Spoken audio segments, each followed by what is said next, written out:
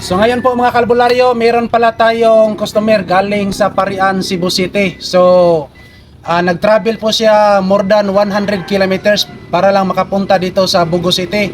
Palya siya. Ito, paong tag-aircon. Oh. Uli-ulian siya. Hindi Oo. po tanahan. May nato na po. So, abi na mo andar ang pan. Oh. So, andar niya ay balik ang aircon dito. Turok kung ba yung akin na. Oh, ya night time sir nga inig accelerate nimo, bali delete response gid siya. Bali din siya mangusog. Mawagin. Mawala din siya. So ayan lang po ang problema ng customer mga kalbularyo. So ngayon gagamitan natin ang ating orasyon. Yung dati nating mga kagamitan, gagamitin natin dito. Alright, let's proceed. So ayan po mga kalbularyo, compression test tayo. Okay, number 1. Tingnan natin.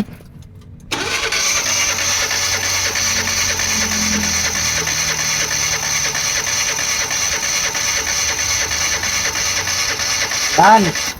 Cylinder number 1 ay aabot ang 175 PSI.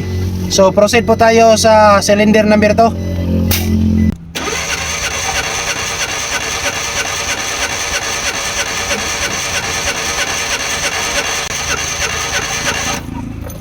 So ayan.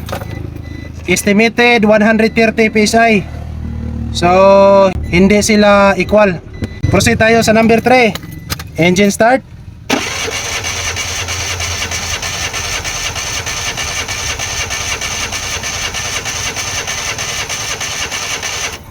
So ayan, kita natin ang cylinder number 1 at number 3 ay parehas ang resulta niya.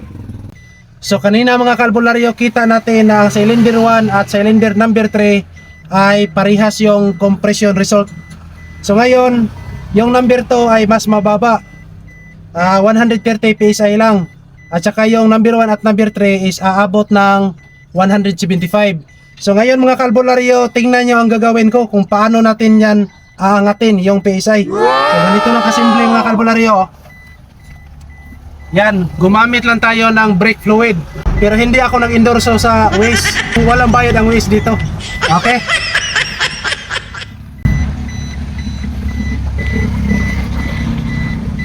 Nakita rin po siya, so?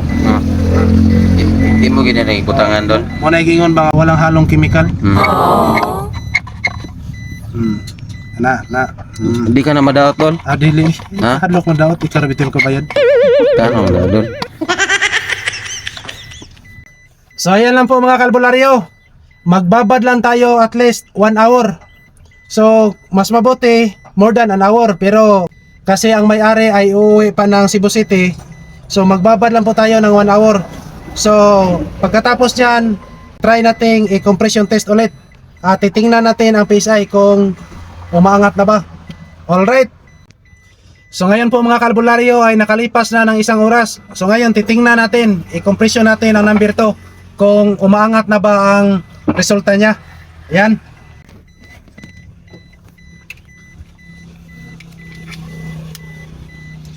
So kanina po mga kalbularyo ay estimated is 130 PSI only. So ngayon titingnan natin kung umaangat na ba ang resulta nito. Okay, try nating engine start.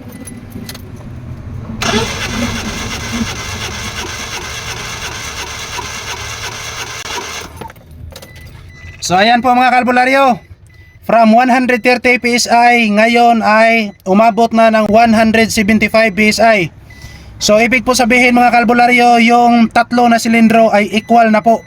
So yan lang po ang ginagawa natin. Gibutang-butangan lang natin ang fluid. So konting orasyon ang ginawa natin at paaso-aso sa loob ng makina. Ayan po. So ayan na po mga kalbularyo, naikabit na namin lahat at ngayon paandarin natin. Tingnan natin kung wala na ba yung magkurug-kurug yung makina, parang gitugnaw. Ayan. Engine start. Yung makina ay sobrang smooth na. Yan. So i-try natin i-drive test. So ayan po, pupunta na po tayo ng Ite. Yan.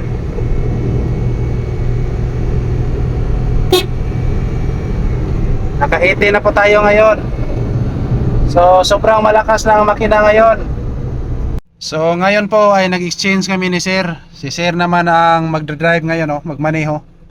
So tingnan natin ngayon mga kalbularyo kung anong may comment ni Sir sa ginagawa natin. Dali na dyan kayo siya mga usaka. Katong sa una sir, tingnan ko ka, dugay mo sa kahon ako sa isinta. Oh, dugay sa Musaka, Sir.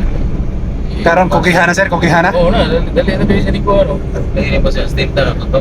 Si Sinta. Bisan Park, wala na ka-aircon ba? Oh, bisag wa ka mag aircon. Oo, Kini naka-aircon man ta karon. ka-aircon na dali siya sa Dali siya Saka. So karon Sir, unsa may imuhang na kuan Sir, na matikdan Sir, lahi na gyud sa una. Ay, naging sir. Oo. So ngayon po mga kalbularyo, sabi ng may-ari ngayon ay okay na raw ang takbo ng sasakyan. Malakas na yung makina. So ngayon po mga kalbularyo ay okay na yon ang sasakyan ni Sir. So uuwi na siya ng Cebu City. So ngayon Sir, is problem solved. Problem solved. Okay, thank you so much. Salamat Sir. Salamat sir.